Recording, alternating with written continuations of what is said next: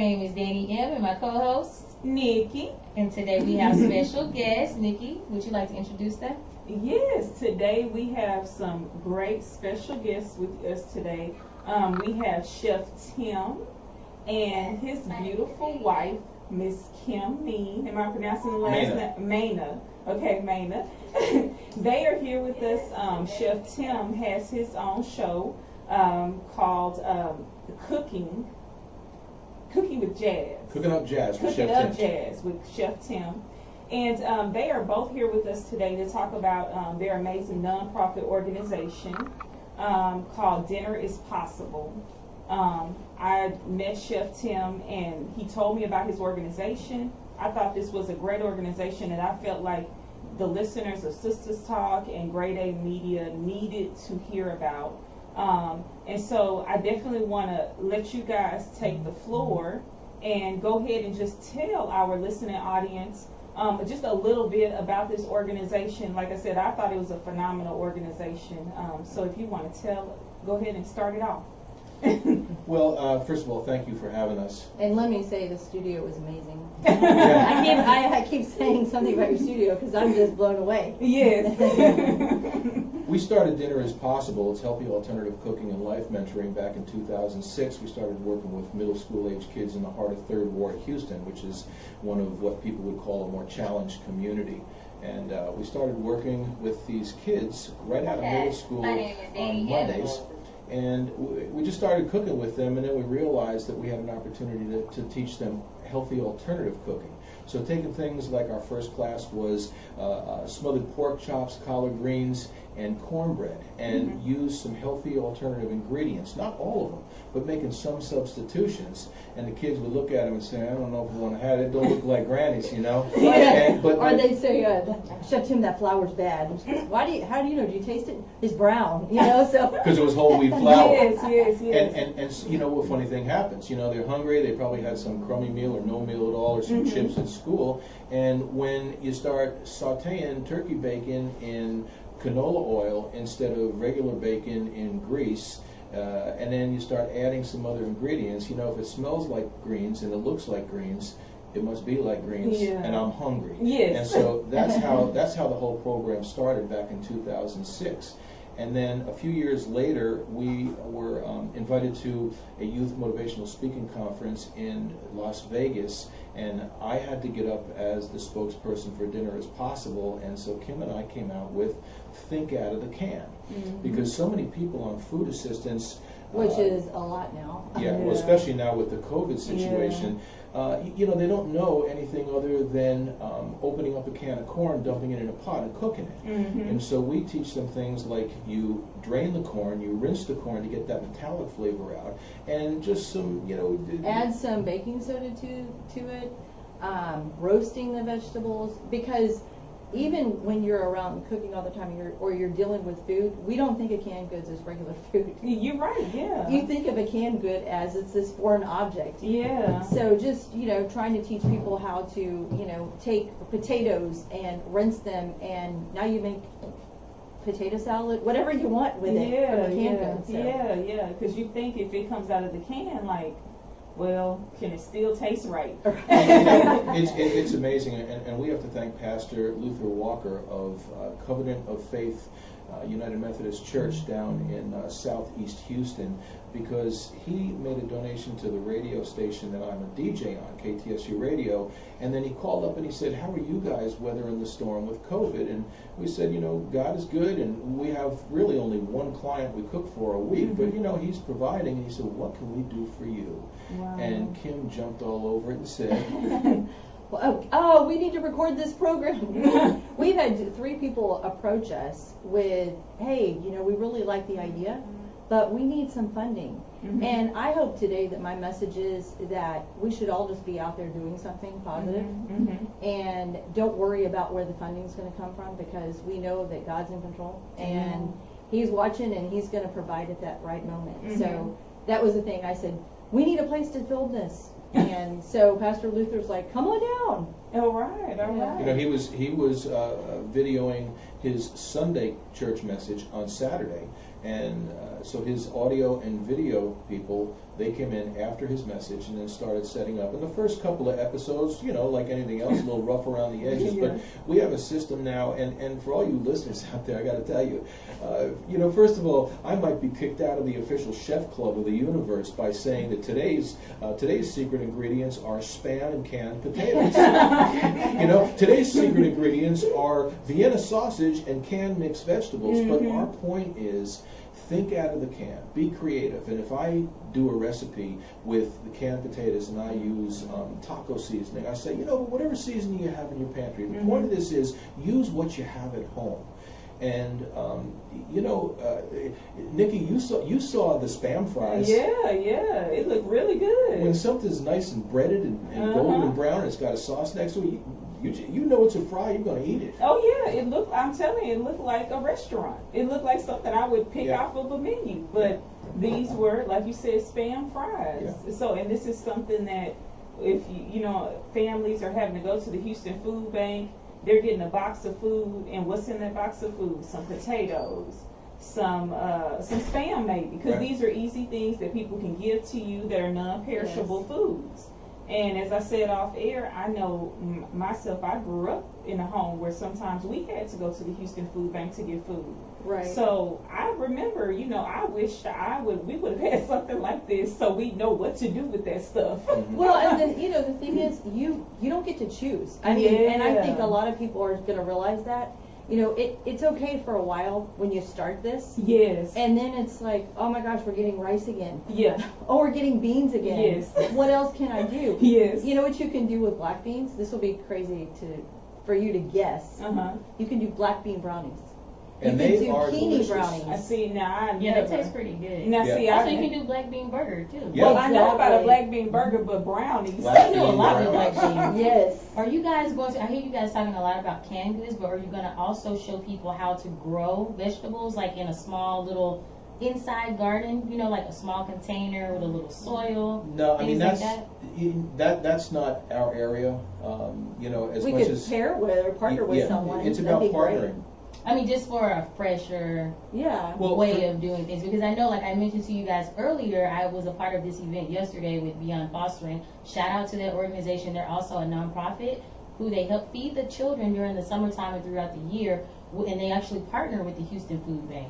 And so what I noticed in those boxes were fresh squash, fresh vegetables, and that's a big deal because a lot of times, especially now, a lot of us are moving towards a more conscious movement of eating healthier, and we want to get away from those canned goods. I know some people don't have options, Right. but if we can, right, if we Well- can deviate out of those create new alternatives. Right. You know, one of the things that way back when, I guess in 2009, I had a church call and say, hey, and I'm not sure how they got my number, and I just want to quickly say we're not nonprofit. We're not a anything. We're a nonprofit, out-of-pocket organization. We're not a bona fide 501c3. Yes. We're not You guys are funded. doing this just for out of the kindness. Yeah, of your and, hearts. and once in a while we'll do an e-blast when we have a project and ask if people would be kind enough to donate. But we always consider ourselves and call ourselves Dinner is Possible, Healthy Alternative Cooking and Life Mentoring, a nonprofit out-of-pocket organization.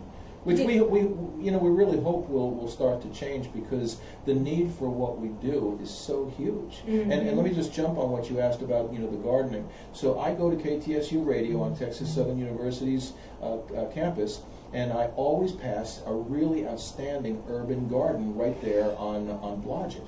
So there are urban gardens that are happening, and for all those who are listening and you jumped in, if there are gardens, I mean, our job is to take what is grown or what is canned or what is boxed and teach them how to cook with it. And yesterday was the first time we used a fresh product, which was cabbage. We did canned cabbage and we did fresh cabbage. So we know that the food bank, as best they can, try to get some fresh vegetables in there when they can.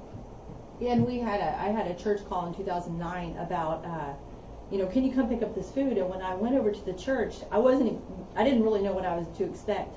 And aligning the walls of this home, so it wasn't even a church building, was pork chops and blueberries. And I'm thinking, okay, blueberries and pork chops don't go together. And I said, what are you going to do with all this, because it's not refrigerated? And the pastor said, I don't know what to do with it because we don't have anybody to give it to. And I said, I don't have any room to store all of that. And I think of how many times when it comes to food banks that people are given food that if it's fresh, it just goes to waste. And, you know, we would love to know what the food bank is giving away. Because then yeah, I mean, yesterday a lot of people didn't want squash, and I'm saying to myself, Yes. hey, they can create a squash soup. But, you know, a lot of this information, Google it, or they need to go to tell them where they can find your page. www.dinnerispossible.org, and we also have the Houston Chef Network. See, this is good information. I mean, growing up, a lot of us, especially in the black communities, we figured out what to do with the resources that we had, with the food that we had. So this is not unfamiliar to a lot of us that are watching and tuning in right now. A lot of people are like, oh yeah, I created syrup sandwiches, things like that. I'm seeing a lot of that flying through. And so, and it's reality. So I think it's really good that you guys are stepping up, saying to yourselves, hey, this is what they're given. Now we need to help them like transfer it or transform it into something that they'll like to eat. Yeah. It's pleasurable to the eye and good to the taste. And there's so many ways to do it. There, you know, I mean. Well, and it's also, let me just say real quick, and then I'll leave. There's also, it's usually the opposite. Chef Tim's always the one talking, and I'm quiet. I don't know. Y'all got me comfortable in here. Okay. Hey, I'm ready to retire and hand it over. But, you know, if we make something with cabbage, canned cabbage, it doesn't, you don't have to stick in the box. I think that's where most of us, mess up, or we think that we've got to just stick to exactly what the recipe says. Why don't you try greens?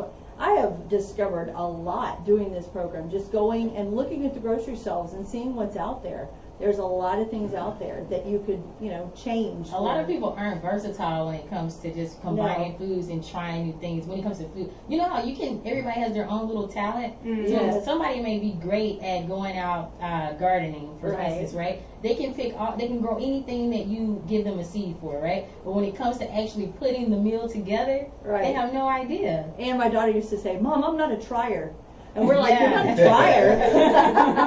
Because when you're hungry, you want to eat something that tastes good to you. And if you're afraid to mix too many things together because you're like, you know what, I don't know how much of this or that I should put with this or that, I'm just going to just eat it plain. Right. And I want to say something else that, we're talking primarily, and every week that we do a Think Out of the Can episode, I put down there helping families on food assistance to cook more creatively with canned and non-perishable foods.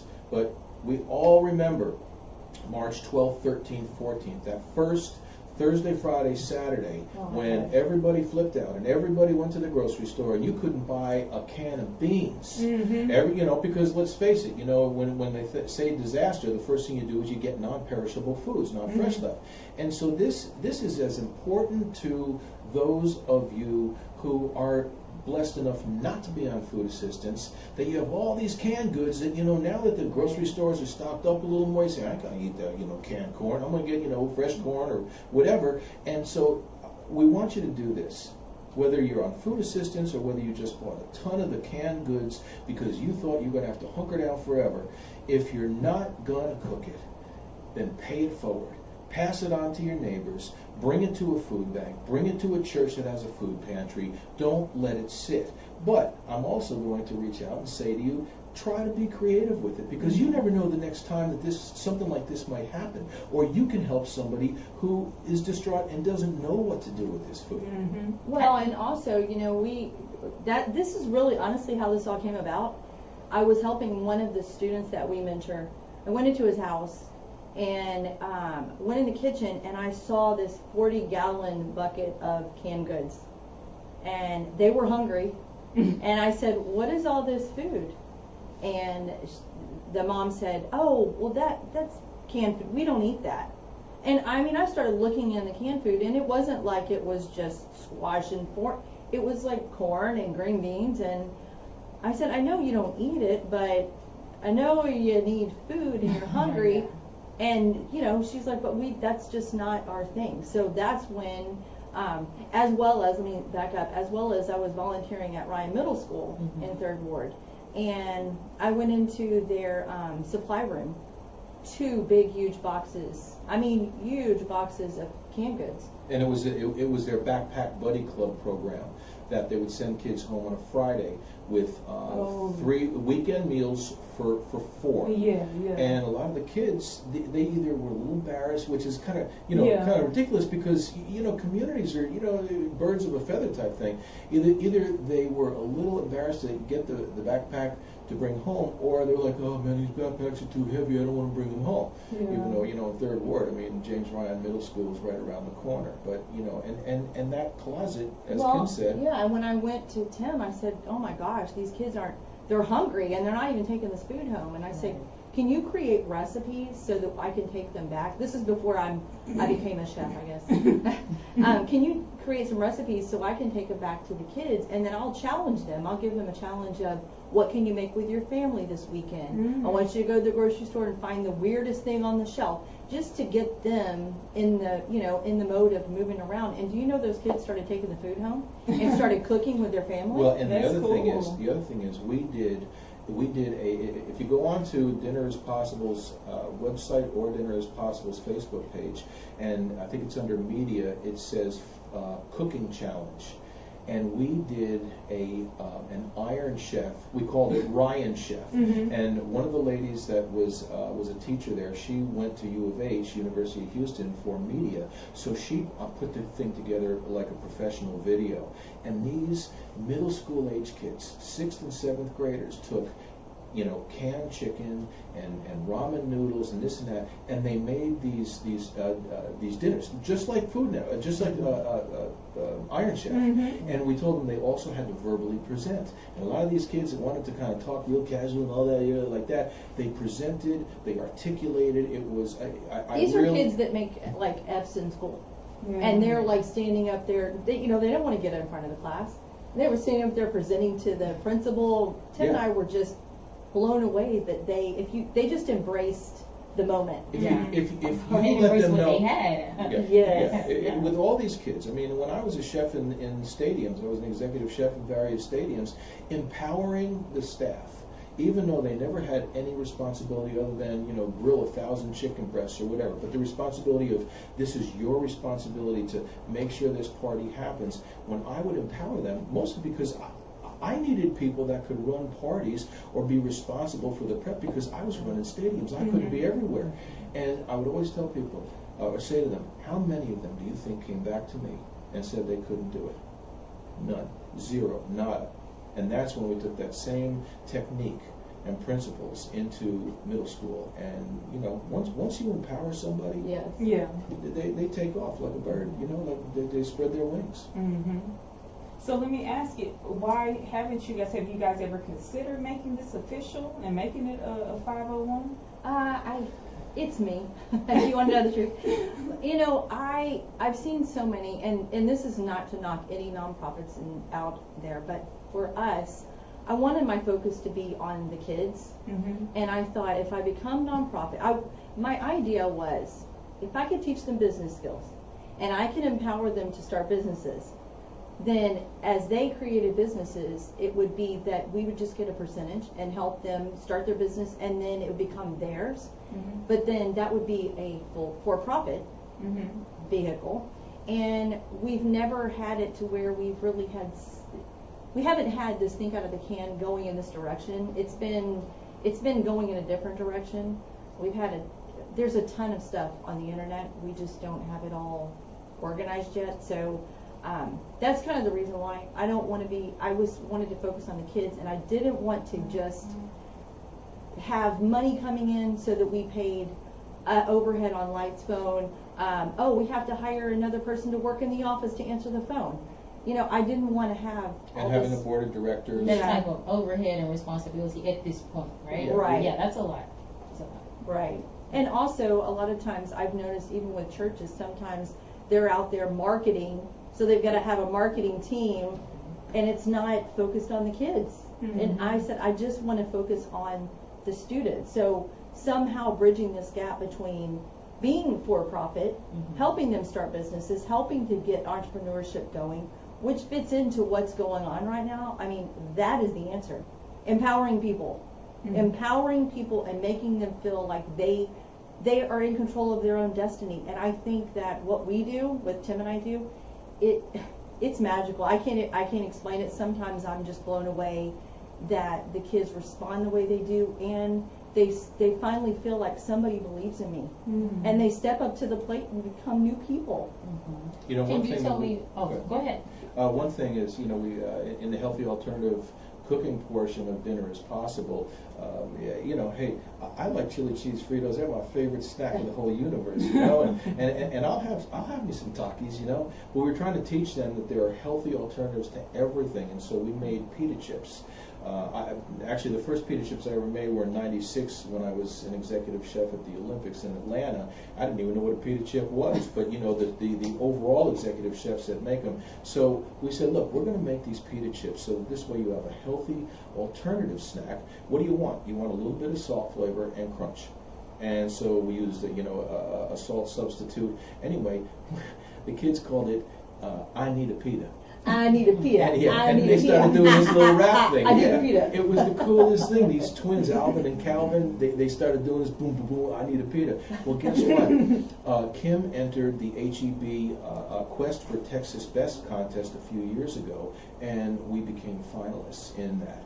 And we're looking to get funded and find a co-packer that we can get these on the shelves, because HEB loved them, and we had the kids that we started this program with. Well, and I told Tim, I said, he goes, who's going to present? I said, you know who's presenting? He goes, who? I said, it's not us. He said, who? I said, the students, because they'll never have this opportunity again. And it was a Shark Tank scenario. It was, you know, the president of HEB and a lot of the, you know, top chefs in Houston were the panel. And we gave these kids, you know, each one of them, you know, we did a SWOT analysis for one, and, you know, all these different, and they went up there and they did the presentation with, you know, with our audio, video presentation in the back. And just phenomenal that, again, these kids, and at that point they were a little bit older, but they were still youth, made the presentation. And I Need a Pita, they're going to be on the shelves one day soon. That's cool. That's cool. That is very cool. And so you yourself, Kim, you are a chef as well.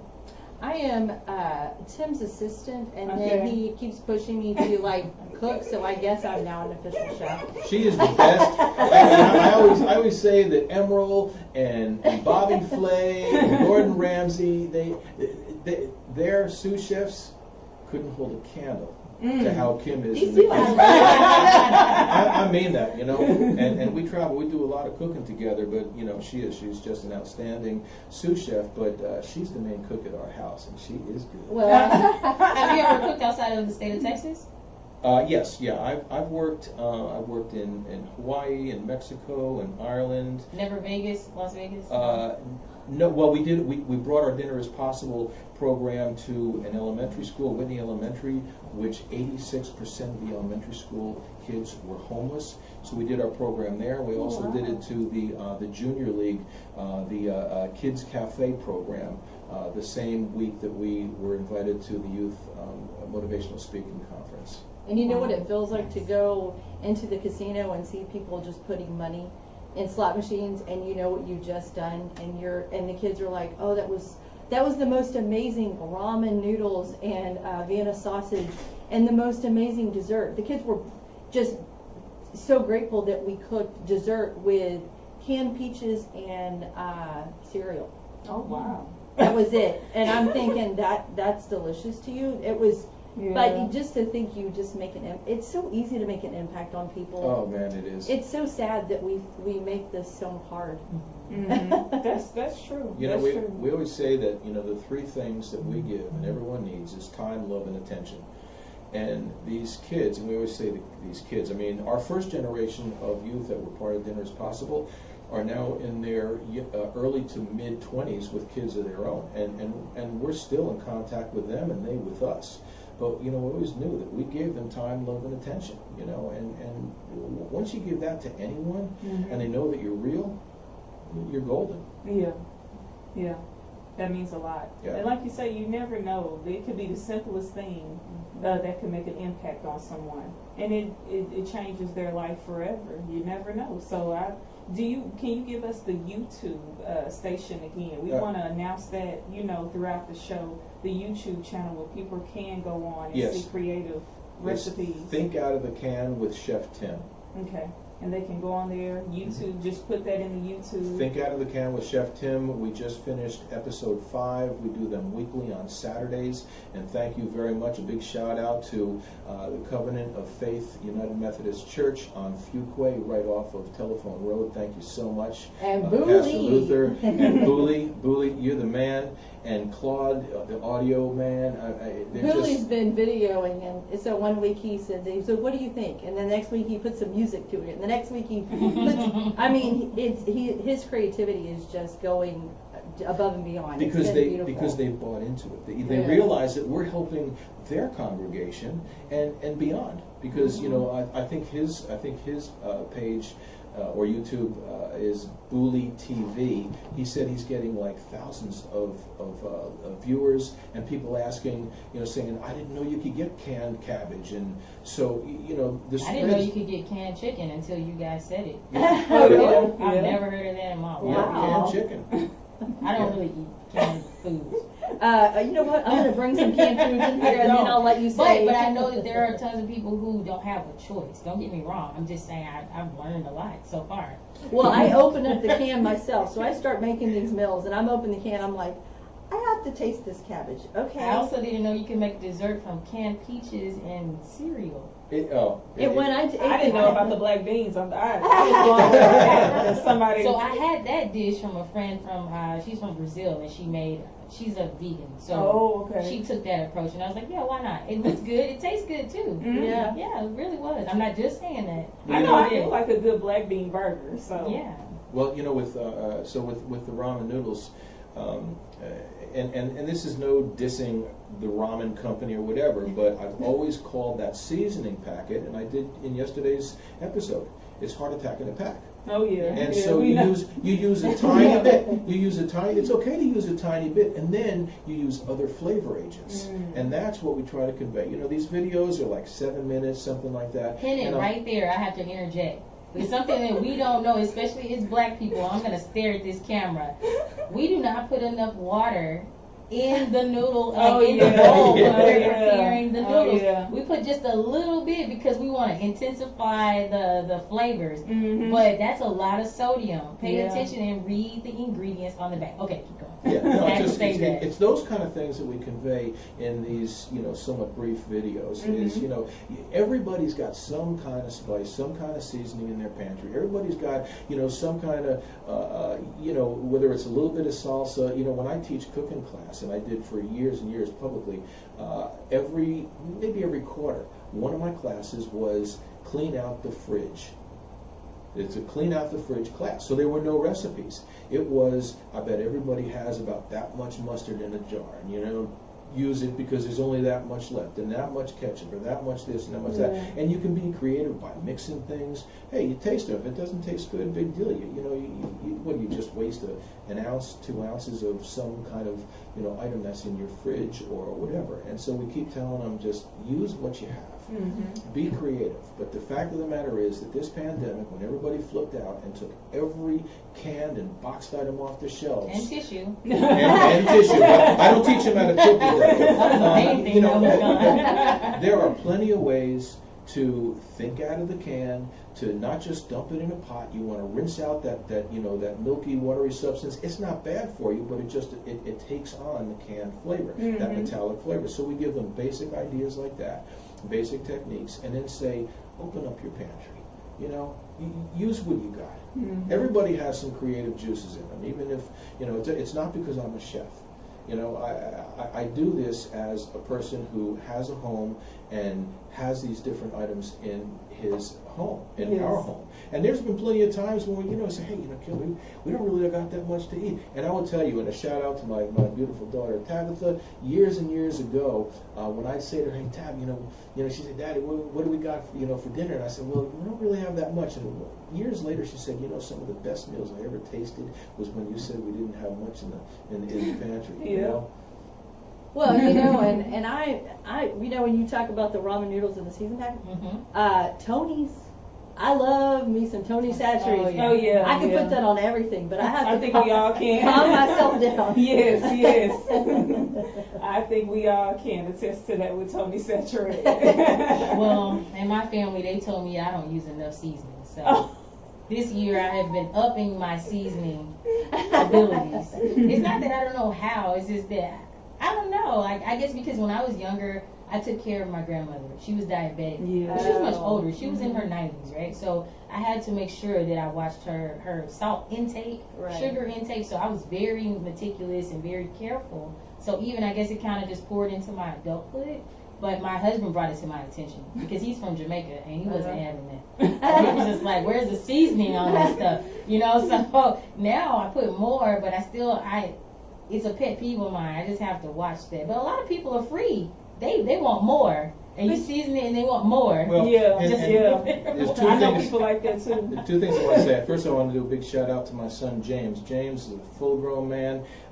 He followed in my footsteps, but in a very unique way because we didn't have a whole lot of interaction when he was younger. Yet he had his first job when he was like 13 or 14. One of his friends in the summertime said, "James, you working?" And he said, "No." And he goes, "You want to work at this yacht club?" And it was a little yacht club in Westchester County. And he started by dishwashing. And a few days later, they said, "Hey, James, we need you on the grill." Well, he never cooked anything before that. And 3 days later, he calls me and says, "Hey, Dad, do you know what a portobello mushroom is?" And I said, "Yeah, James, why?" He goes, "Because they told me to grill it like a hamburger." Well, you know what? He went to culinary school at Johnson & Wales in Providence. He worked, again, kind of followed in my footsteps, but not planning that way.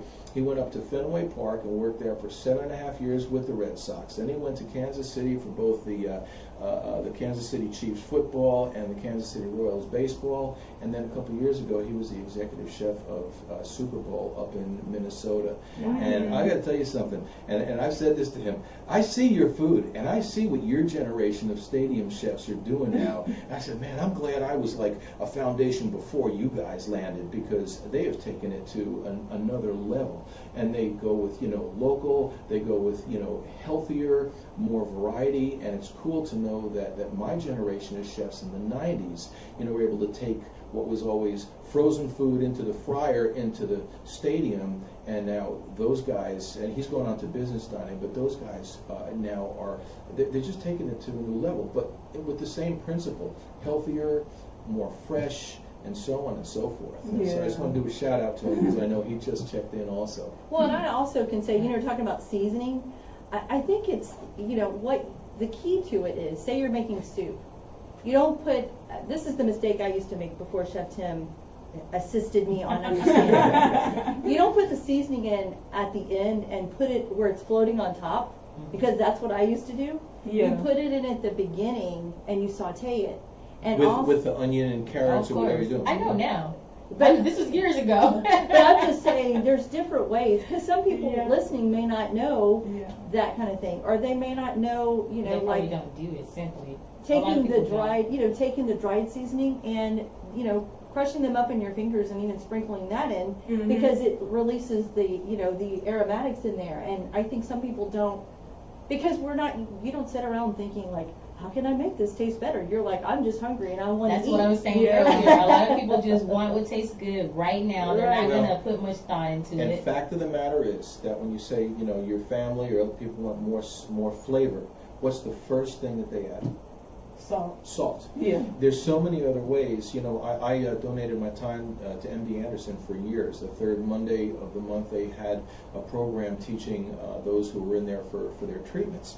And, I worked with the dietitians and the nutritionists, so it had to be not just heart health, you had to be really healthy. I learned things like way back when, I didn't know what agave nectar was, so that was a viable sweet replacement and so on. You can use, salt substitutes and what have you. But there are flavor, your taste buds have to be satisfied first. Yeah. If your taste buds are satisfied, you automatically don't eat as much because that's what's got to be satisfied. And so some flavor agents that I would use, first of all, sauteing onions and bell pepper and garlic, that's going to bring flavor, which immediately takes down the amount of salt that you need. But things like a little bit of mustard, a little bit of horseradish, there's salsa. Salsa is one of the best things you can add to a lot of different foods because it's very low in calories. You know, it's mostly vegetable. And it's super flavorful. Yeah, it's super flavorful. And now, of course, you know, you go to the grocery store, if you don't make your own, I mean, you've got green salsa, roasted salsa, all these different flavored salsas, so you're not limited to just your basic tomato salsa. So there's other ways, there's other flavor agents that can automatically cut down on the salt intake. And then your family's going to be saying, man, there's some flavor in here. So where are you guys from? Because it sounds like, it don't sound like exactly a Houstonian. It sounds like something else. Well, He is something else. He is awesome. yeah, I'm an official mess. No, I was born and raised in New York. Okay. And I will be celebrating 30 years down south. 30 years. I drove into Katy, Texas on July 2nd, 1990. And except for my 2.5 years in New Orleans when I was the executive chef at the Superdome, I've lived in Texas. So 30 years, but I was up in New York for, well, about the same amount of time. That's all I'm saying. Okay, I got you. Because I can hear it. It actually did kind of sound like sometimes when you talk like Louisiana. I was thinking New Orleans the whole time, the entire time. Yeah, it's crazy because when I went to New Orleans at the Superdome, I thought that half the people there were originally from New York. And I realized it's this dialect, it's this colloquial way, that it is kind of a blend of the North, like the New York or Philadelphia, with the Southern drawl. Because when I talk to my friends, as a New Yorker, I'd say when I talk to my friends. Did you have your coffee today? I can't even put my embouchure, my mouth together like that anymore. Now I say, I like to talk to you, and I had a cup of coffee today, and so when it's people faint. It's a very faint. 30 years, so I kind of get made fun of when I call my friends up. But I am a native New Yorker, but I'm a very, very, very, very proud Texan and Houstonian. Yes. And you? I'm from Houston, Texas. This is where you've been. Yes, I didn't come very far down the way. It's not very, very many of us, they say, that are Houstonians, they say. Exactly.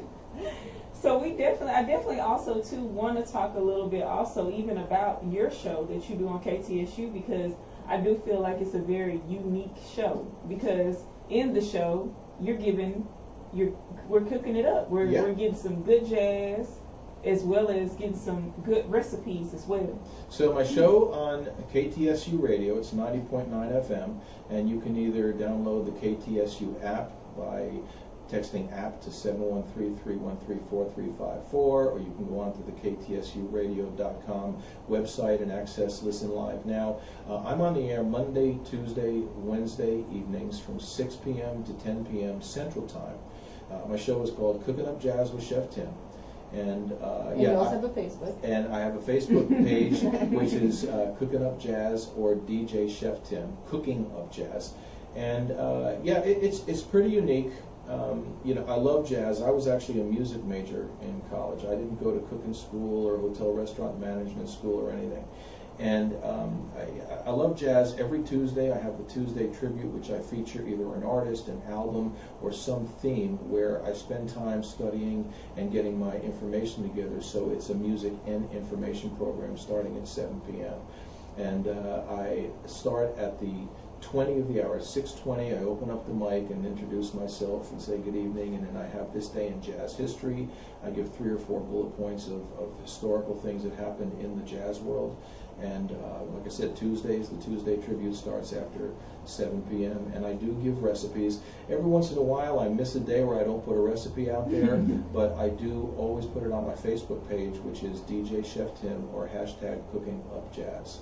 And he'll come home and tell me, you won't believe who called me at the station. And I mean, he's got some amazing people. He's getting a lot of traction, and it's not because he's my husband. It's been amazing to watch. People love his show. I mean, grown men call and cry, and I'm like, that guy's crying on the phone. Because they just say, you give me a reason to live. We went to a concert. That's cool. This man heard his voice, and he turned around and looked at Tim, and he said, Are you Chef Tim? Are you DJ Chef Tim? And Tim's like, yeah. He said, you know, I was in a bed, I couldn't walk, and I was listening to your show, and every week I became stronger and stronger. And he was standing up. He said, I walk because of you. Oh, wow. And I said, Tim, you are changing people's lives. That is Wow. awesome. So what all do you cover on your show? I mean, actually, my tagline that just came out naturally one day is I share 360 degrees of great jazz. It's an original American music form that's inspired and influenced all of the music genres, and because of you listeners, I get to play them all. So it's not uncommon for me to play Billie Holiday, Erykah Badu, and Swing Out Sister back to back to back. You know, so I do, it's not all classic jazz. I don't really play contemporary or smooth jazz. We have about 12 hours a day before my show that they really focus on that. But I mean, I go everywhere from you know, Dixieland to Charlie Parker to John Coltrane to you know, I mean, Houston, I got to tell you, HSPVA, the High School for Performing and Visual Arts in Houston, is known worldwide as the incubator for jazz talent. And so I have a lot of our own, Robert Glasper, Jason Moran, James Francis, who come out of this this school and have come out of Jazz Education Inc., the Summer Jazz Workshop. And so I really play a wide variety, and a big part of my show, and this goes back to when I moved here and I was praying to God that there was a jazz station, and I heard it. I pulled over to a gas station, put a quarter in a payphone, and dialed it. And rest his soul, Steve Crane answered the phone. And from that day forward, I've been a part, that was my very first Houston family. And since they always answered the phone, whether it was, hey man, who did you play? Or, you know, love your show tonight. I solicit requests from my listeners. They can text in the request, they can call in the request, they can ask me what I was playing, they can comment on my show. I make sure my show is interactive with the listeners. I'm behind hallowed ground when I'm at that microphone because of all of the great DJs that have been on that radio station 49 years with one main genre. And we're also the only radio station right now that has had live DJs. Everybody's been on automated because of the social distancing, but we all agreed we would come in one at a time, it's just us, and we would make sure we're there for our listening audience. So And tell them about your last show, about the piece. Oh, so you know, with this horrific thing that's happened with George Floyd, I was driving to the station last Monday, and I said, you know what? I'm going to dedicate my show to George Floyd, and my theme is going to be peace. So I already knew that Lonnie Liston Smith's tune, which is Give Peace a Chance, I was going to play that. So I put in the search window in this incredible music system that we have there. I put in the word peace, and you know, of course, a plethora of songs came up, and then other words that I was thinking of, and other tunes that I knew would be significant and pertinent to that. And the listeners, when they started texting and calling, and how about this one and how about that one, the entire 4-hour show, little did I know it would be the entire show was dedicated to George Floyd. But I'm going to say it was about peace. It was about light, not darkness. And I've got a voice on radio, and I use it. It's also what, you know, it's the caller. When the callers when they called into the show and what they said to Tim, that he was doing this amazing show on peace, and they said, thank you so much, we need that right now. And so I think a lot of what he gets when he's on the radio is the listeners that are calling in. That gives him that oomph that he needs, and it makes him just, I don't know, he becomes a different person. When he's tired, he'll say, oh, I'm so tired today. I say, man, you're going to have a good show. And he'll come back and be like, he'll come back and tell me like, oh my gosh, you wouldn't believe the calls I got. I got this comment. It's interesting to watch. And what I had to do, I used to write down, Nikki, if you called and said I want this Gloria Gaynor song or whatever it might be, and I write it down on the margin of our playlist. We have to record everything that we play, and it got to the point where I just made this simple Excel form where it says listener name, the artist they want me to play, and what tune or what album. And I can't go. It's probably up, like regular lined 8x10 paper, but it's a computer sheet.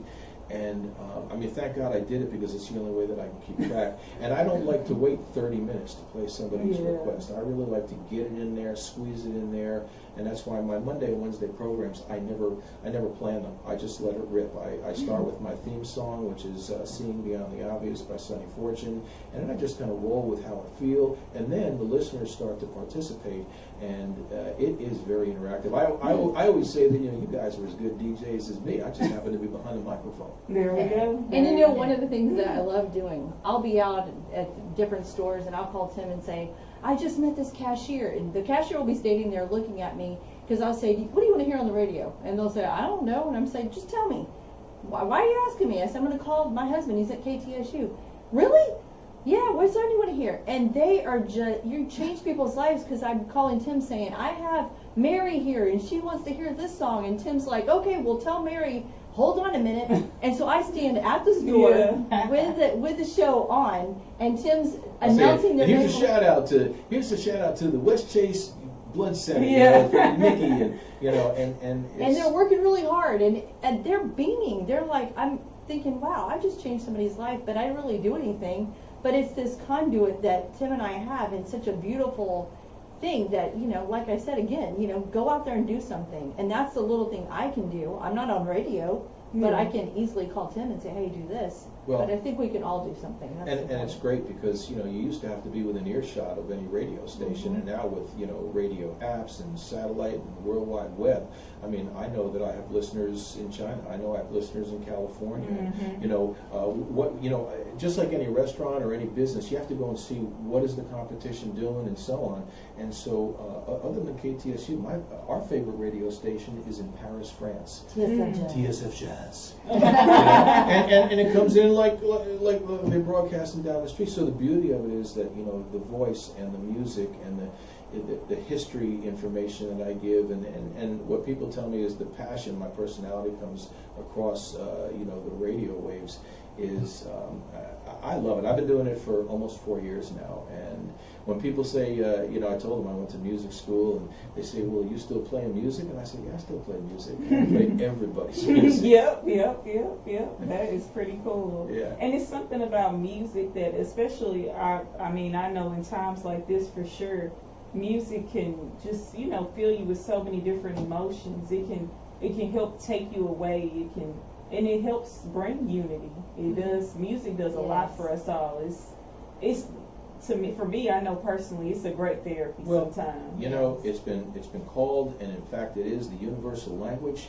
And I feel so blessed, because my two careers, the two things that I do, are music and food. And what are the two things that people share? I mean, consistently. Things that we love. Music and food. Yeah. It really is. It's something very, very special. That's so true. That is so true, because I think of that too. When I invited you guys to come on air with us, is the fact that when you're being creative with the food, right? It's bringing families together also, because that's, like you just said, that's something else that food does. It brings us together as a family. Yep. I was so grateful this past Friday to have all my family at the house, and we're at the house, we're eating and we're laughing, having a good time, enjoying some food, playing some games. But that's what food does. Right. And so food and music, like we just said, it does do that. Right. And those are some great things. Yeah. Some great things that you do get to enjoy on a daily basis. Well, it is awesome. Having the radio show, having this opportunity for Think Out of the Can, and there's a lot of people that are involved.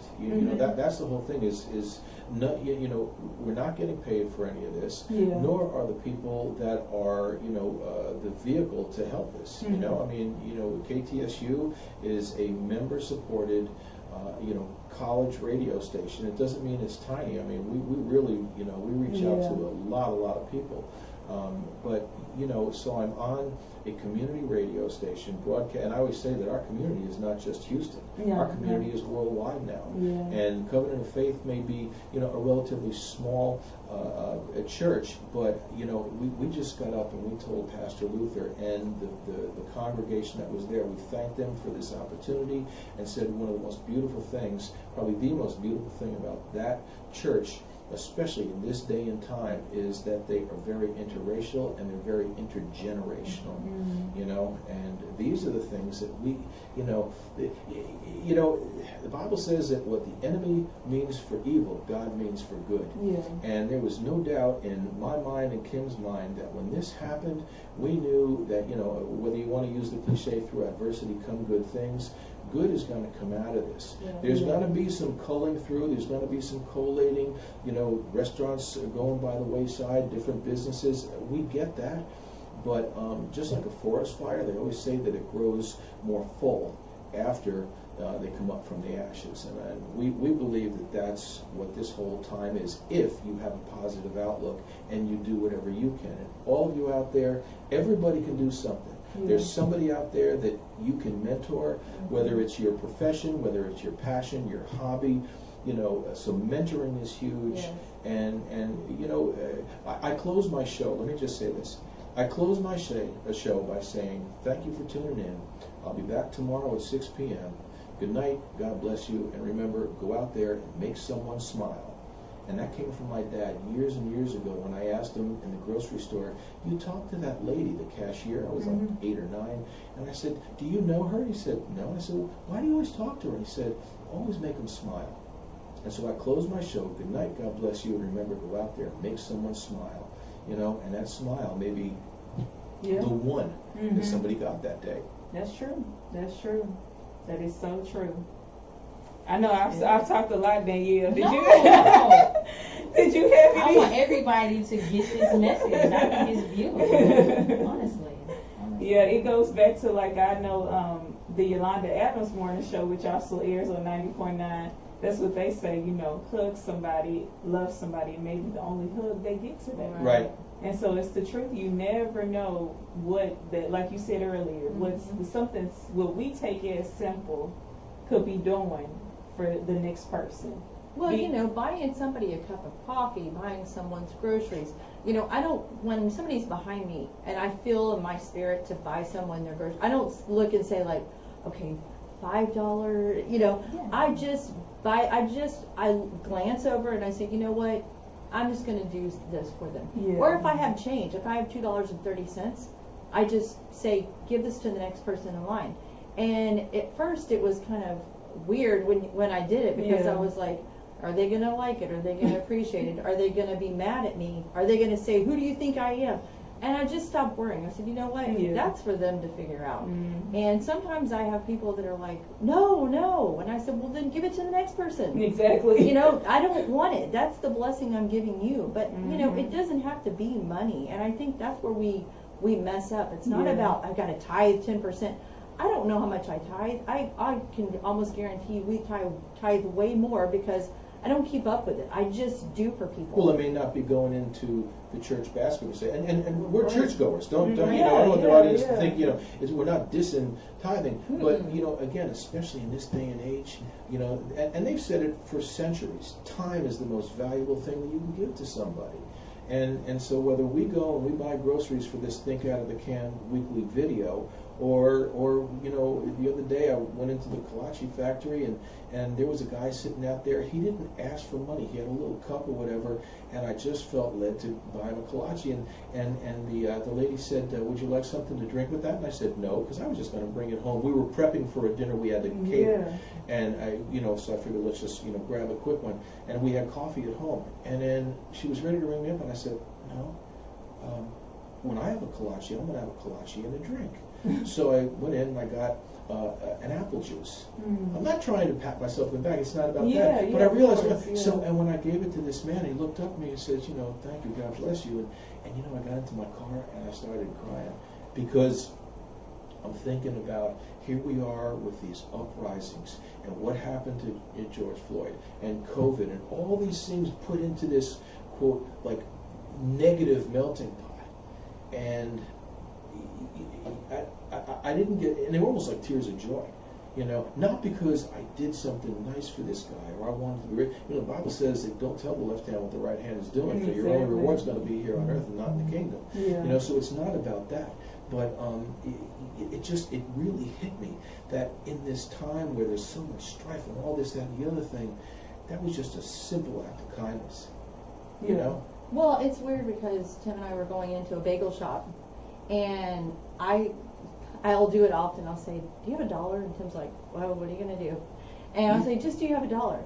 So he goes, "I don't know, I have $5." So he goes, "I have 5 ones." And I was like, "Okay." So I go over, and there was a little group of homeless Oh, yeah, right. youth, In and they Montrose. were like in their 20s, I guess. So they were, and I was kind of scared in a way to walk over because you never know how people are going to treat you. But you know, I'm like, "Oh, God's with me. Just move over. Just go talk to them."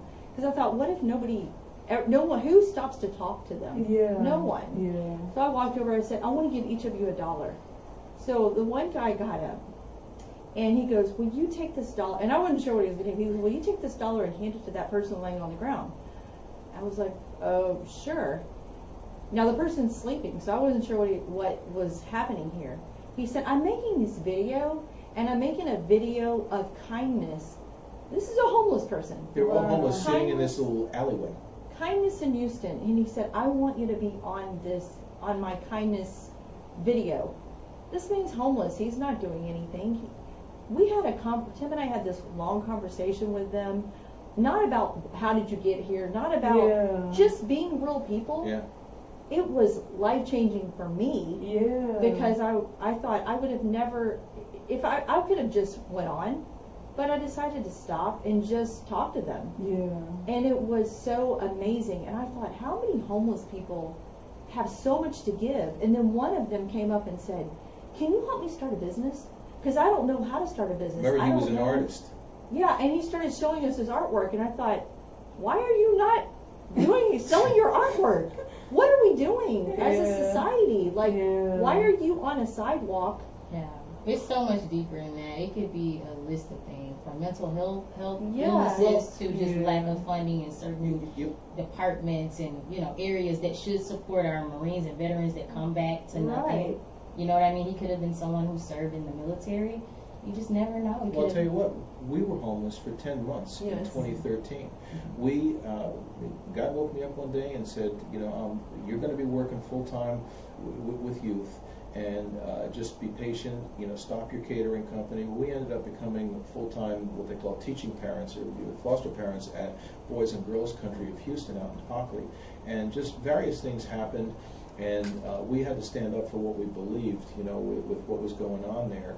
And because we gave all of our furniture and everything away, including our apartment, all of our furniture? we didn't have a place to live. So in 2013, we were going a week at a time to all these different people's homes because we didn't have our own home. I mean, I was 50-something at the time, and here I am with a wife feeling like, oh my God, it's the first time in my life I didn't have a key to a place where I could flip the lights on. So we know that circumstances are not one consistent thing. It's not like, well, you did drugs, or you drank, or you gambled. There's so many different things that happen that we don't know. And so what I do now, and we're grateful to God that we had that experience for 10 months, and the generosity of people that would let us, sleep in their one bedroom for a week, and this and that and the other thing, until we got back on our feet. So we know that there's not one, you can't say this homeless person is here, or, they all got there because of ...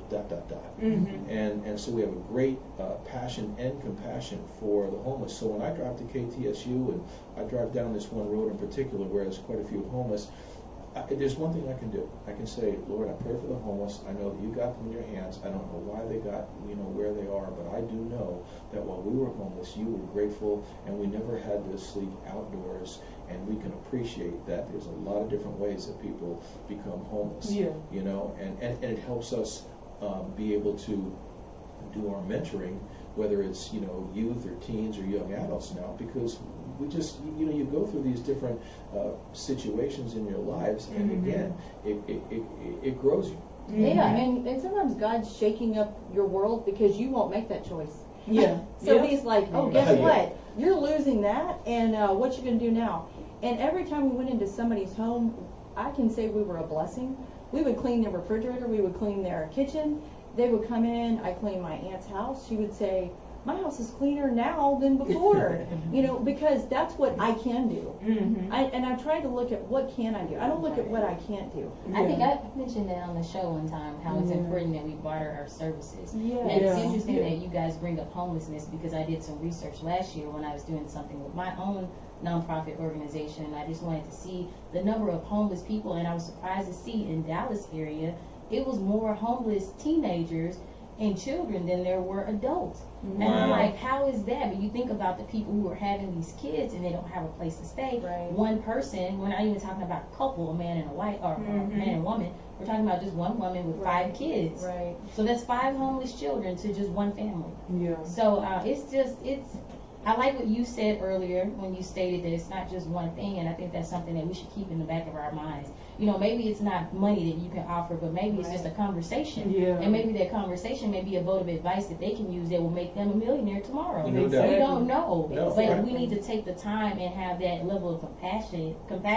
empathy, and humility to actually pay attention to these people, because they are still human beings. And I think a lot of us, when we start making a certain dollar amount, we think that we are that. But that can be taken away from us the same day, within the same breath. And I think, you know, I'm talking to a lot of my listeners right now that are making 6-7 figures. I know, you know, what you guys' statuses are, but we have to think about the times, especially now that we're living in, like also that you mentioned, COVID-19. We're talking about this race issue that's been going on since I've been alive. Right. I mean, that is finally reaching somewhat of a head on a global scale. We have so many things going on, so much chaos at one time, that is so important that we're all drawn in by one thing, and that's love. And love can be given in so many different forms, especially like the one today.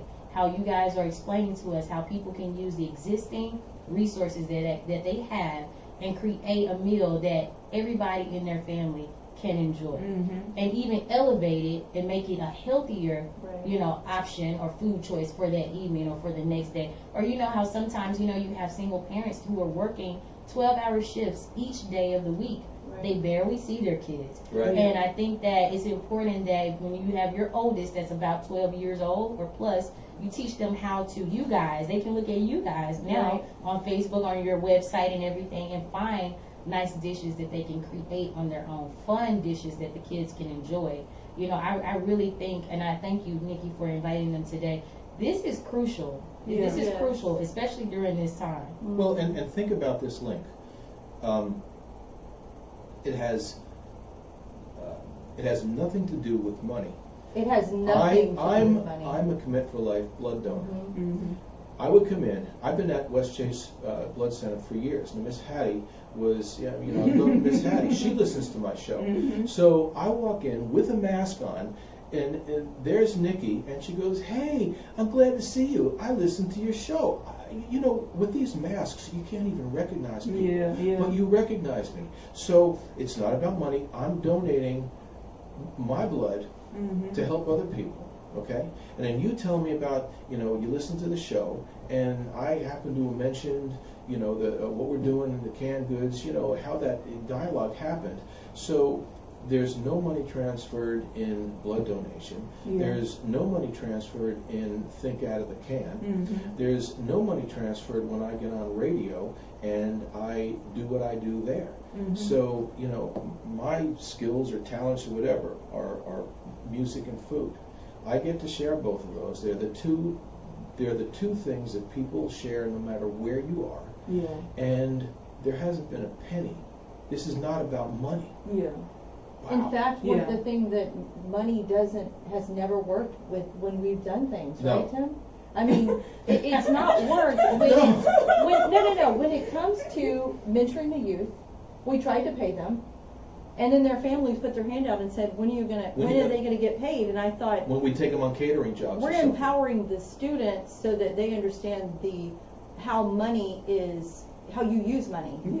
But when the parent turns and says, when's the child going to get paid? I thought, charge them for rent. I mean, this is going to sound crazy, but show them what you use money for. Don't just take the money from the child, because then that makes them angry. Or expect it because they went out. Not only that, it's completely unfair. Right? Yeah, right. Yeah. It's completely unfair. You can't. It's just, it's So we started buying them, what do you need? You need a jacket? You work, we'll buy a jacket for you. Because we realized that we can't pay, it's not working. What we're trying to accomplish is not working. One of the boys we mentor had 19 people living in his home, and he was the only one working. They came over from New Orleans after Katrina. And everyone was coming to him for, thing. And, you finally, and I had to teach him how to use his money so he could save it for his future. Yeah. And I, we'd have a lot of talks, and then he'd say, oh, well, I don't have any money. Like, I give my family $5,000. I understand families need, that they need things. But how do you teach empowerment, and how do you change the next generation? Yeah. And how do we create this growth in people if you're just pulling them down, I guess. And that's some key. That's key right there. One of our listeners says people make things so hard and it's so simple when it comes to helping other people. Yep, absolutely. Wow. Very true. Yeah. Who is that? Amen to them. His name is Richard. He's in Dallas, Texas. Go, Richard. And I just, I'm new at this podcast stuff. I just want to thank everybody that's, that's checked in, and I've waved back at you because I can see the little thing where you can wave. And thank you very much for tuning in. We're getting there. And hopefully someday, very soon, I'm going to have a podcast for my Cooking Up Jazz show. But thank you all for tuning in, and just such an important topic. And Nikki, again, I came in to give blood, and I remember I told you I had to cancel 2 of my blood appointments in the last month. I remember. And I feel bad. I'm always like feeling bad.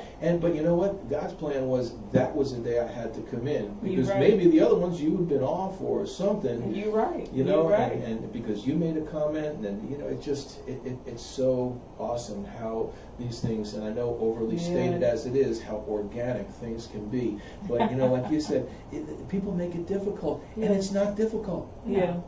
But you have to have compassion in your heart, and a lot of us don't, for so many different reasons. Right. But Nikki, let them know where they can find all of their information. Oh yes, go ahead. Yes, please go ahead and tell our listeners again where they can find all your information, because as we say, we want to say this so for people who may have just tuned in, so that they can know once again how to locate you guys and your PSA. So we are Chef Tim and Kim Mehne. We have a youth program called Dinner is Possible, Healthy Alternative Cooking and Life Mentoring. We have a website, dinnerispodsible.org. We have a Facebook page. I think it's dinner:is possible. You can go on to my DJ Facebook page, which is DJ Chef Tim, or hashtag Cooking Up Jazz. And Houston Chef Network is another Facebook page. And we've got a lot of Facebook pages. Our weekly video series, our PSA video series, is called Think Out of the Can with Chef Tim. Nice. Now, I want to go ahead and slide in a few things, because there's a lot going on that we didn't get a chance to touch on when we first opened. Yeah. So I want to give a shout out to all of the teachers this year. You guys made it to the end. Congratulations to all the seniors of 2020. You guys are like made of titanium, because you guys were able to withstand all of the changes, all of the ups and the downs of 2020. We slid right into February with COVID-19 in America. It was already worldwide, I think, as of November of 2019. Whole other story for another day and another podcast issue. And then you guys were able to transition from physically going into school to going on spring break and never returning again back to school. And then having to go online to do your homework and to talk to your teachers, and then deal with your parents that are at home all day with you too. Because, I know that was difficult. I know I was at home with mine most of the time. So I just want to give a special shout out again to you graduates. I hope and pray that you guys are all safe and well. Make sure that you continue to be safe. If it's, bringing your face mask, make sure you have your hand sanitizer. I know you teenagers like those little small hand sanitizers, so make sure you keep those stocked. Make sure you keep plenty of tissue. And also, I hope that your family was able to gather with you as you celebrated your graduation. I really hate for some who didn't get a chance to walk across the stage at school, but just know that you guys are in our prayers, and we're just so proud of you. For sure. I have one of my friends, her son graduated this year, and so shout out to Trey in Dallas, Texas. Actually, Lancaster, Texas is where they're from. And so I just wanted to say that towards the teachers and the students, because I know it has been a hectic year for you guys. Also, I want to give a special thanks to the protesters that protested worldwide in Paris, London, Sydney, Australia, Berlin. Most cities, major cities here in the U.S. did protest nearly every day. Obviously, I'm talking about the George Floyd incident that sparked this event, but there's so many other young men and women of black descent who were killed for no reason. Now, I'm not saying that, we kind of know some of the details with the George Floyd incident where he went into a store allegedly with a counterfeit $20 bill. He was later subdued and pulled out of his car. There's video footage to show this. Also, there was a cop who placed his knee on his neck until he suffocated and died. So this kind of brutality, I think for the first time in world's history, the world was able to see the level of disgust and the level of brutality that our black men in this country of U.S. of A., that they suffer each and every day, whether it's video camera or not, videotaped or not, it's happening. And so now I think because of COVID-19, it was both a curse and a blessing in the same breath, because it slowed down the world enough for us to see, for everybody in every edge of this world and continent to see what has been going on to black people since the beginning of time. So I want to just give, again, a special shout out to everybody on a global scale for waking up, for people who once thought that racism was cliche and that it doesn't exist anymore. You guys are standing up, facing the truth, and you guys are acknowledging it. You guys are asking for forgiveness. Some of you guys are realizing, wow, this is how they're treating you. Yes, this is what we've been telling you guys since day one. And I thank God for people who have stopped looting, rioting, burning things down. I know some people are for it, and there's a lot of us that are against it, because a lot of us want the chaos to leave. And that's just plain and simple. At the end of the day, there's ways to take care of this lawfully. There's ways for us to get the respect and the justice that we need, and I think they are taking the right steps forward finally. Because any time before this time and this day and time, they weren't listening to us. They didn't hear us. But guys, I think they hear us now. So I just want to tell you guys thank you. I wanted to open up the show talking about that, but we had a few difficulties in the beginning of this show. I want to thank you guys today for coming in and sharing Dinner is Possible. I think that this is a very good step forward. With all the things that are going on in our society today, I think that we need more people like you to step up, step in, and actively do the work. Because it's one thing to talk about it, it's an entirely different thing to actually do it. Yeah. So we want to thank you here at Sisters Talk for giving us your time, your love, your stories, the life experiences. I mean, that means a lot to our audience. We've had a few comments here and there throughout the show where people are like, wow, these people are amazing. They're so sweet. Don't make me They're cry. out here, they're doing the good work. And these are the type of people, we need more of people like you, more people like Sisters Talk.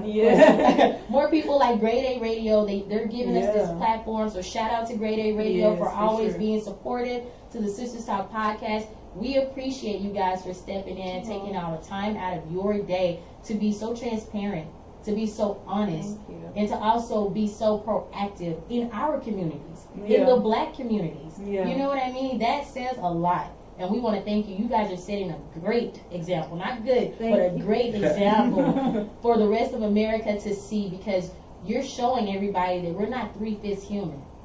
We're all the same on the inside. And can I add one more thing? If you're going to help, get in there and rub elbows.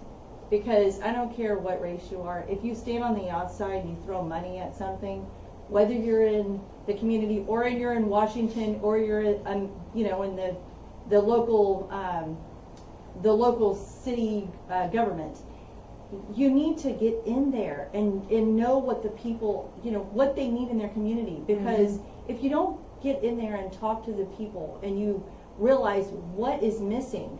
I've seen some stupid things put on Facebook from the white community. Sorry, and I probably shouldn't say this. But you should say it. We're all for it. Because it's like, don't be racist. Now read this book. And I'm like, okay, I get you're trying to do something. Why don't you just figure out where you can help and actually go and talk? I mean, when we went into third ward, we didn't have an intention on, you know, doing anything. We didn't plan it. We didn't have any intention on doing anything great. We were going to start cooking with kids. That was the extent. Then they started talking to us. Then they felt comfortable and said, hey, this is going on at home. Now we have something to talk about, because now we've taken away just sit down, let's talk about your issues. Yeah. And I think so many times that's what we're trying to do. We're trying to sit down and tell me what the problem is. And sometimes people can't put their thumb on what the problem is. Well, you know, and no matter what the community. to this day, that's true. to this day, we are in almost daily touch with Miss Hobbs, 91-year-old grandmother of the very first kid that we mentored. And she can tell you about the entire history of Third Ward. When she grew up on the corner of Dowling and Alabama, you know, which of course is now Dowling's Emancipation, but you know, that woman is so dear to us. She's got so much wisdom. She's 91 years old, you know, and yeah. So it's not about color. I mean, you know, I'm the Lone Ranger in an HBCU radio station. Yeah. And, you know. But it's also, I mean, my heart has been so dang heavy because Tim and I have worked really hard telling these kids, it's not about the color of your skin, it's what you have to give the world. And here it is, you know, when I see riots, it's like I understand, but I want to know what you have to give the world. I don't want to see your color. I don't care if you're white, black, purple. I want to know what your heart can give other people, because that's what I've found. It's the empowerment. When we empower these students, they feel like, wow, somebody finally hears my voice, and they become different people. Because their heart, we're connecting hearts. And that's what I mean. We have to connect the hearts. That's period, plain and simple. Connect our hearts. Don't worry about color. Connect heart to heart as human beings, because you may connect on a level that you never thought. And I can say that. I didn't intend on going to Third Ward. I wanted to work with kids that came from money. I thought their parents gave them, just threw money at them. And they still just throw money at them. And now everybody's on the same playing field. Why? Because COVID has knocked all of us on our feet, you know, off our feet.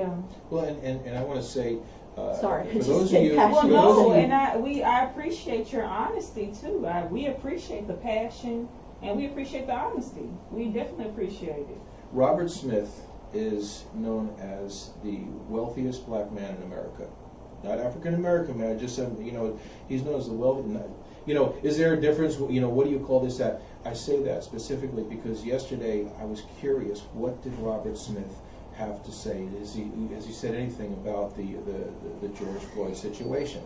Robert Smith last year paid every single student loan from Spelman College, and I invite everyone to read the letter that he sent to every single employee of his company, Vista Equity Partners. It was beautiful. It was real. You know, basically, you know, that he understands and knows and had to go through the history of these things happening. But it wasn't dark at all. Read the letter. Go under Robert Smith comments on, you know, George Floyd, whatever. To me, that says it all. And there may be some people that say, well, yeah, well, he's a billionaire, so I mean, he can be more, you know, politically correct or whatever. That's not it. That came from the man's heart. So that I invite everyone to read it. Robert Smith's comments on the George Floyd situation.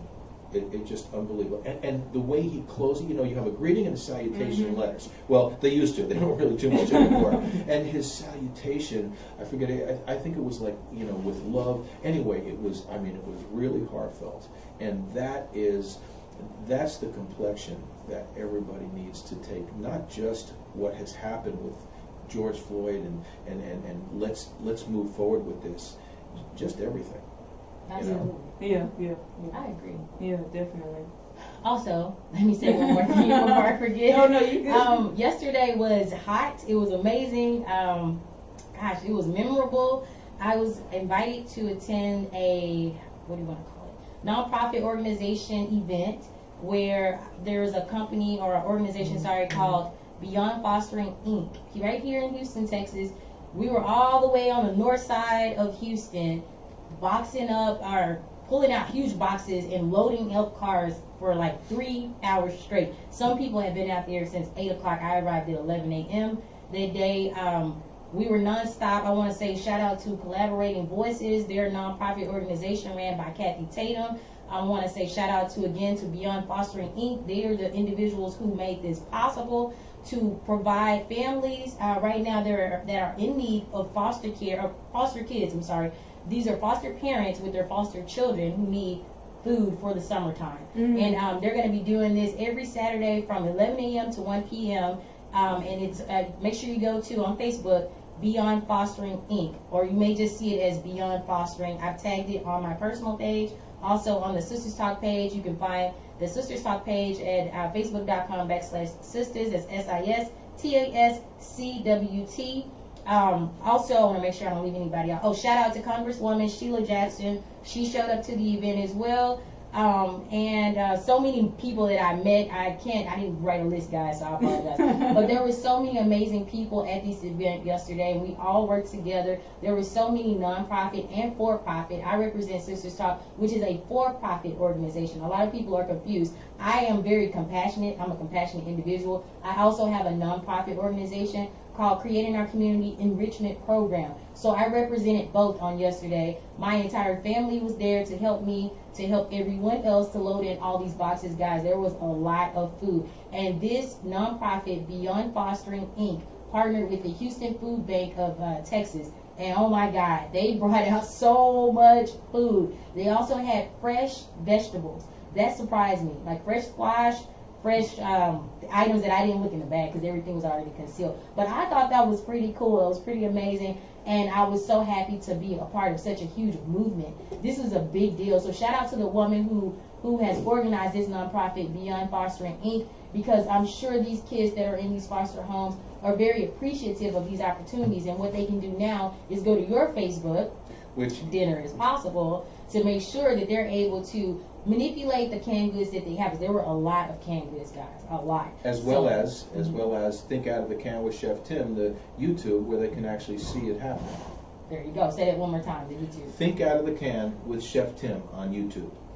There you go. So I feel, and it's not just for the foster kids, of course. There's for anybody, adults, kids, whatever. I mean, you know your circumstances better than we do.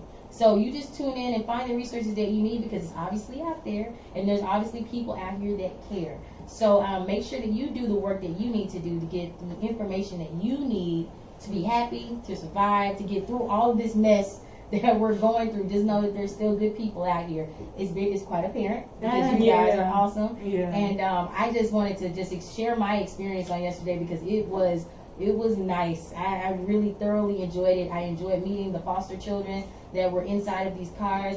You guys have to realize there are people fostering up to 12 children. We loaded a car for a few cars for foster parents who had up to 12 foster children. So you imagine if you have 1 or 2 biological kids of your own, how much they consume, right? Yeah. If you've noticed, you working at home with your children, you notice how much they eat throughout the day. Now multiply that times 6 if you have 2 kids. That's what they're dealing with. So these people, they actually need these resources in a very bad way. So again, I'm just honored to have been a part of that movement. Beyond Fostering Inc., you guys are incredible. It was a lot of work. It was a lot of strategizing that needed to take place to make all this happen fluidly. And when I tell you they were out there and ready with their list, and the cars were just in constant rotation, like, you guys nailed it. And that's so awesome. Thank you, Kathy, for making that opportunity of collaboration possible for me and my organization and my company. That is awesome. That's awesome. Thank you guys so much. Yeah. You know, Thank you. Just think, I just went in to give blood. I know, right? And here we are. And we really appreciate you two coming on, being our guest. That is for sure. You definitely did. We were excited to have you guys to shine a different light, and it definitely, as always, turned out to be way even more than we expected the interview to be. Aww. And that's what happens a lot of times when we do this show. We love doing it. We love shining light on things and people such as yourselves that other people have no idea about. So this was very cool for us as well, very phenomenal. We definitely can feel your passion. We can definitely feel that what you guys are doing in the community is authentic. You're not just doing something for show. You can feel it. Thank you. We can feel the energy in the room that you guys are authentic about what you're doing, and we definitely appreciate the fact that we have individuals such as yourselves in the community, as well as the organization that you were working with on yesterday. I mean, that is amazing. I knew somebody growing up who fostered kids, who would rotate kids in and out of her home. So that's amazing. I know, to have that help out there, because what they do is no joke. Taken emotionally and everything. In fact, the woman who owns that organization, she actually fosters a few kids herself. I know one little girl is from Japan, and we were able to meet her on yesterday as well.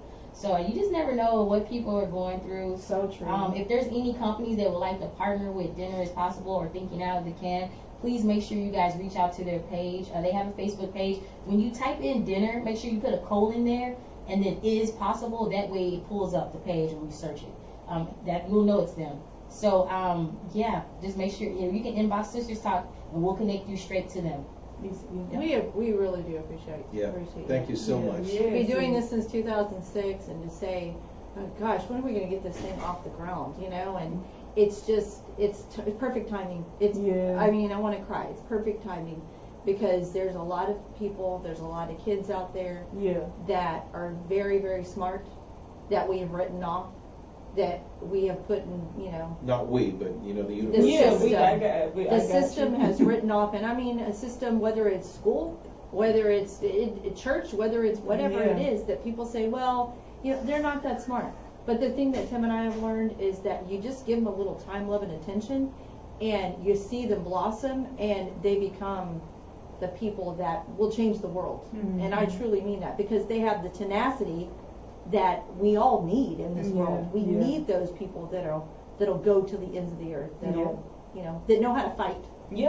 Absolutely. Yes, so true. Shout out to Richard in Dallas, Texas, Ear to the Streets Radio. They tuned in into the whole show today. All right. They have unlimited comments. Shout out to Stephanie Jupiter. She is founder of the Project Butterfly project. I love Project Butterfly. Yeah, so that's Stephanie Jupiter. She actually says she wanted to get in contact with you guys, so we can make that happen. Also for people, I mean, I know we're going to get ready to start traveling again, so now I am officially a Power to Excel travel agent. So if you guys need to book any trips with me, you know where I am. You can find me on my personal page, or you can inbox me on the Sisters Talk page. I'm everywhere. Or Instagram, Twitter, YouTube page. We officially have our YouTube page name now. It's Sisters Talk Podcast, SISTASTALK PODCAST. So you guys can reach me in any place. So I'll be posting about that, because I myself shall travel this year. And I want to do a quick shout out. Liz, we see you on there. Cora, Rhonda, Deb Pointer. She's from my high school class, and I'm going to tell you how far back that goes. Okay, but and Russ, and I just thank you all for tuning in. Thank you.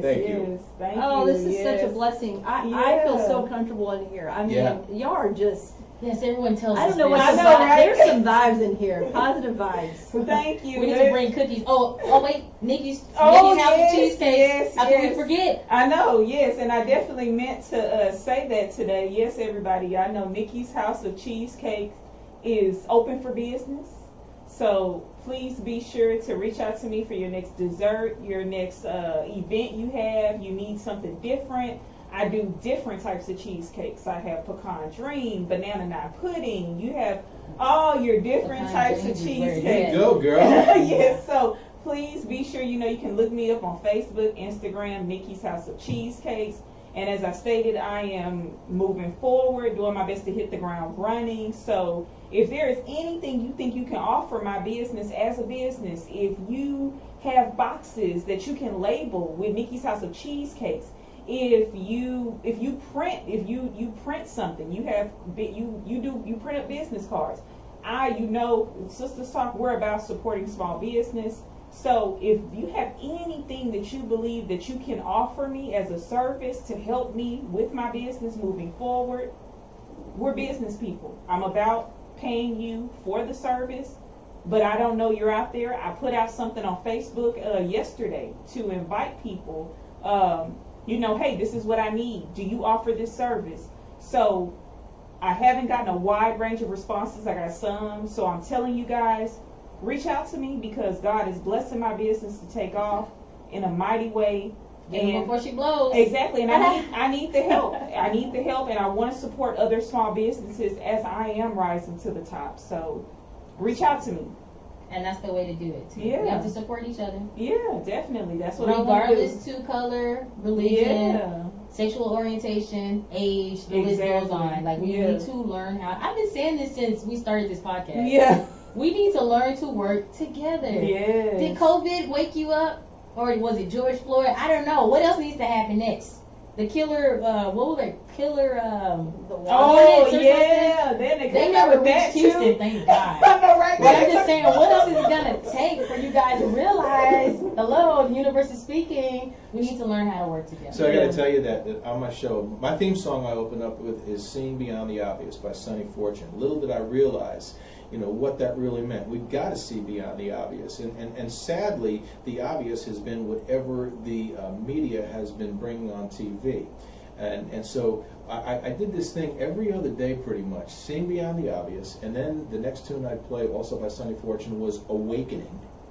And then I would go on to Marlena Shaw's Hope in a Hopeless World, and then Louis Armstrong's What a Wonderful World. And I said this, I said, we have to see beyond the obvious during this COVID thing, and if we do see beyond the obvious, we can see the light. And if this hasn't been an awakening, which was my next tune, then, it's been an awakening for all of us for many reasons. And then Hope in a Hopeless World, a lot of people think this is all hopeless, but there is hope in a hopeless world. And then closing with Louis Armstrong's What a Wonderful World, it's like it's up to each of us individually to make it a wonderful world. Yeah. So true. I love it. That's it. And go out there and make someone smile. Yeah. There we go. That's the main thing. Yeah. I mean, it definitely starts within. We can go over, by the way, because I want to talk about something else. There's a lady. I read this. I actually was listening to this YouTube as I was coming into this show today. Her name is Candace Owens. Anybody heard of her? Mm-hmm. Anybody that's listening heard of her? I'm sure somebody's going to start popping up in a minute. Well, this woman, she's a black woman. She's a conservative, and she's talking about the George Floyd incident. Oh, you know what? And I did see that on my way in. I did not listen to it, but I did see a Facebook friend of mine posted it. And it's wild. Yeah, and she said, she posted it, but she said we're not gonna entertain this because this is what she wants. And no. It's not about entertaining. It's just addressing the issue because there's so many people like her that think the exact same way. Yeah. That's the reason why I'm bringing it up. So she states that George Floyd was a thug. She's using that term. She's being very derogatory. She's being very negative. Now, this man died. Right. Regardless of what he was, and I'm not defending it, nor am I going against it. That's not even the point.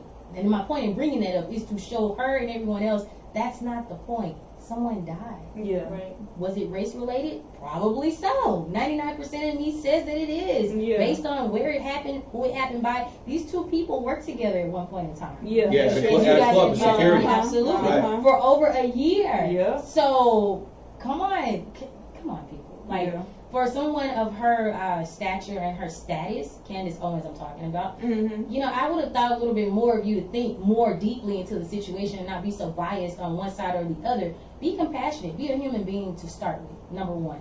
And realize that this is someone's father that was taken away. He left behind a 6-year-old daughter that will never have a dad, will never have that structure and that security in the home. Whether he was on drugs or not, which I believe when I saw the video, he looked like he was a little high. And I'm being transparent and honest. This is my opinion. And I'm entitled to it just like you were, Mrs. Owens. But what I'm not okay with is the fact that you're slandering this man who is now deceased. Mm-hmm. And he did leave behind family who definitely deeply cared about him. So you have to put yourself in other people's shoes sometimes. And at the end of the day, I think that's the thing that we're not doing as a society is we're not saying to ourselves, what if that happened to me? What if that happened to my brother? What if that happened to my uncle or my aunt? Someone that I love, my mom or my dad. This little girl's father is gone and he will never come back. She will never have her father to walk her down the aisle when she gets married. She will never have someone to give her flowers when she graduates and she walks across that stage. She will never, ever in her life be able to witness those moments that every little boy or every little girl should have in their lives because of something so petty. It's so stupid as someone suffocating you over a counterfeit $20 bill. And that's only if what I read is true, because we don't know these days, right? We don't know. So I'm extremely passionate about this, so passionate that I'll be talking to Mayor Sylvester Turner on Tuesday evening or afternoon about this very thing, about police brutality. And what are the real solutions behind ending this, not just in the city of Houston, but everywhere.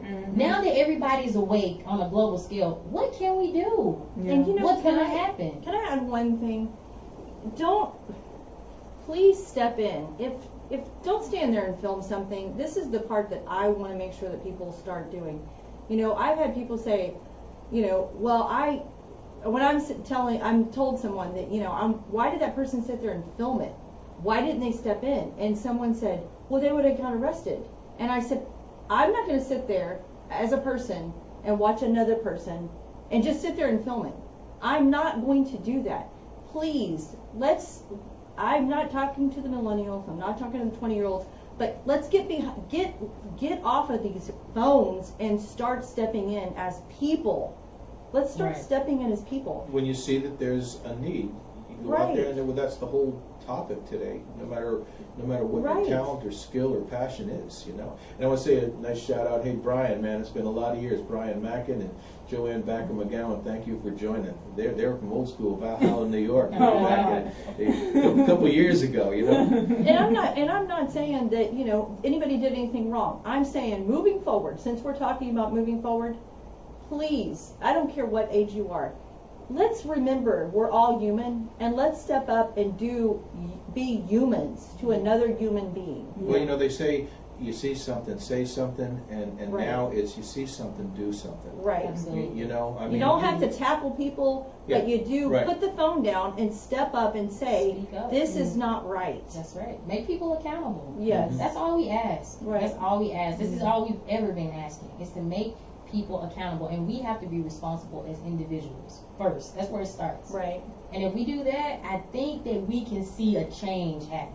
I mean, there's already a change happening, not with this racial issue that we're talking about, but globally, since we've all stopped moving, the ozone layer is able to heal. Right. I don't know if people have been paying attention to that. So now, moving forward, since we're all saying we're going to move forward, we're going to pay it forward, we use those terms today as well, we need to treat Mother Earth the way we want to be treated.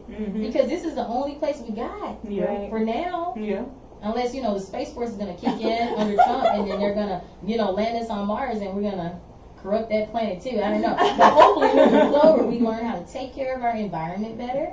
We get a chance to learn how to treat each other better. But it first starts here. Yeah. We have to learn how to take care of ourselves, you know, and I think you guys are going to help people to do that. Well, you know, biblically, and you know, there's always that thing, do you, don't you? You know, I don't throw my faith, you know, at people. But biblically, Hebrews 12 verse 1 says, remove all things that hinder you from running the race that God has set before you. Well, guess what? There ain't no sports, there ain't no concerts, there weren't any bars or restaurants or stores. I mean, remove all things that hinder you from running the race that God has set before you. Yeah.